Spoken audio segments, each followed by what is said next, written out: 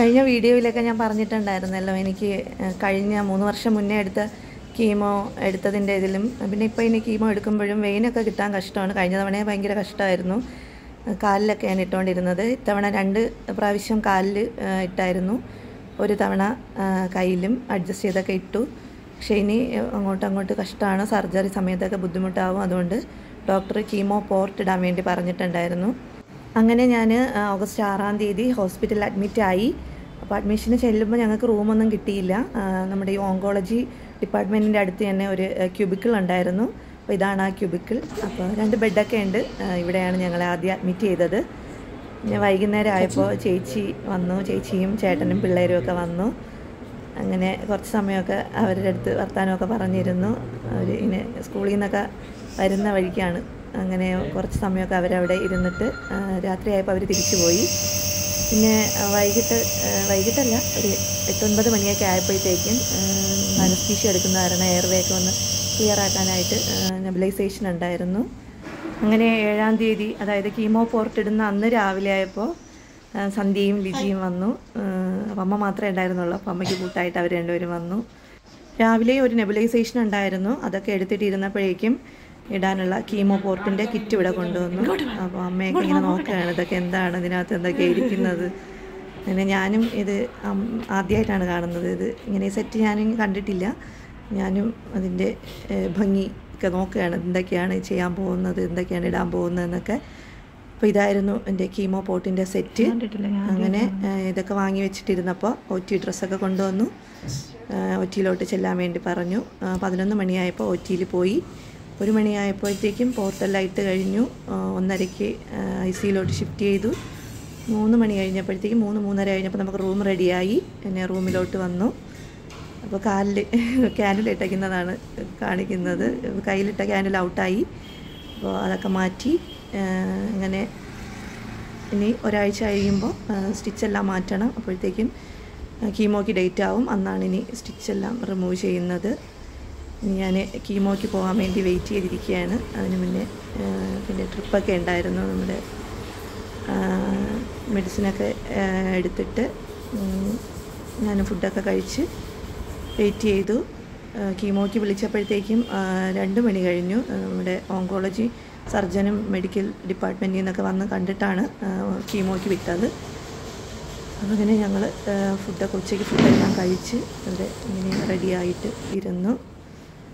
ഇങ്ങനെ കുറേ സമയം കുറച്ചൊരു ബുദ്ധിമുട്ടൊക്കെ ഉണ്ടായിരുന്നു. വേദനയും ചെറിയ ഫുഡൊക്കെ കഴിക്കുമ്പോൾ ചെറിയൊരു ബുദ്ധിമുട്ട് പോലെ തോന്നി. പിന്നീട് അതങ്ങ് മാറി. അങ്ങനെ കുറേ സമയമൊക്കെ വർത്തമാനം പറയാതെയൊക്കെ അമ്മ എന്നെ മാക്സിമം പിടിച്ചിരുത്തി. എനിക്കിങ്ങനെ വാടച്ചിരിക്കുന്ന ശീലമില്ലാത്ത കാരണം ഞാനിങ്ങനെ എന്തെങ്കിലുമൊക്കെ പറഞ്ഞിരിക്കും. അമ്മ വഴക്ക് പറയും. അങ്ങനെയെല്ലാം കഴിഞ്ഞിട്ട് ഞങ്ങൾ 2:30 മണിയായപ്പോൾ കീമോ റൂമിലോട്ട് പോയി.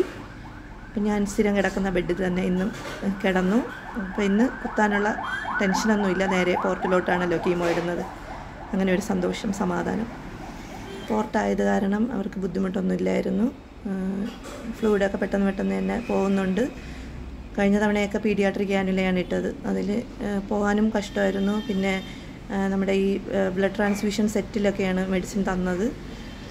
ഇന്ന് അങ്ങനെ ബുദ്ധിമുട്ടൊന്നും ഉണ്ടായിരുന്നില്ല. പെട്ടെന്ന് തന്നെ എല്ലാം കഴിഞ്ഞു.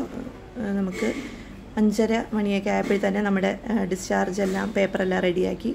നമ്മുടെ കീമോ ഇന്ന് സ്റ്റാർട്ട് ചെയ്തത് കുറച്ച് ലേറ്റ് ആയിപ്പോയി. സാധാരണ നമ്മൾ നേരത്തെ സ്റ്റാർട്ട് ചെയ്യുന്നതാണ്. അതുപോലെ ഡിസ്ചാർജ് ആവേണ്ടതല്ലേ. IP സെക്ഷനിൽ നിന്ന് ഡിസ്ചാർജ് ബില്ലിങ് എല്ലാം റെഡിയാക്കണം അവർക്ക്. അപ്പോൾ ഡോക്ടർ ചോദിച്ചു, ഇന്ന് ലേറ്റ് ആവില്ലേ, പ്രശ്നമുണ്ടോ ലേറ്റ് ഡിസ്ചാർജ്, അല്ലെങ്കിൽ നാളെ ചെയ്താൽ മതിയോ എന്ന്.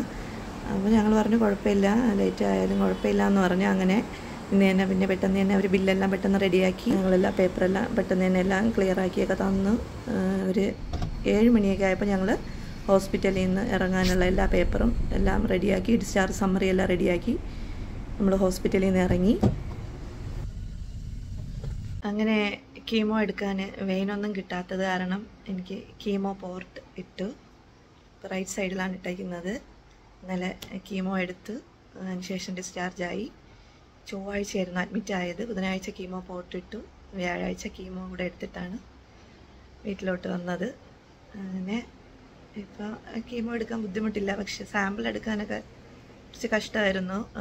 അതുപോലെ തന്നെ പോർട്ടിടുന്ന സമയത്ത് തിയേറ്ററിൽ വെച്ചിട്ട് വെയിനൊക്കെ കിട്ടാനും ക്യാനുല ഇടാനൊക്കെ കഷ്ടമായിരുന്നു. അപ്പോൾ ക്യാനുല ഈ സൈഡിലൊക്കെ അഡ്ജസ്റ്റ് ചെയ്തൊക്കെയാണ് ഇട്ടിട്ടുണ്ടായിരുന്നത്.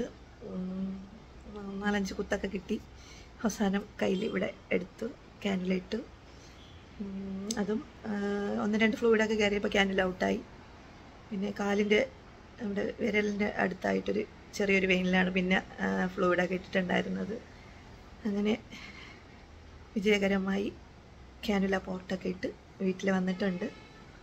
പിന്നെ കീമോ എടുക്കാൻ പോർട്ടിലൂടെ എടുക്കാം, ബുദ്ധിമുട്ടുണ്ടാവില്ല. സാമ്പിൾ എടുക്കാനുള്ള ഒരു കഷ്ടം മാത്രമേ ഉള്ളൂ. അങ്ങനെ ആണ് ഇതുവരെയുള്ള എൻ്റെ വിശേഷങ്ങൾ. ഇനി അടുത്ത് ഇമ്മ്യൂണോതെറാപ്പിയും നമ്മുടെ കീമോയും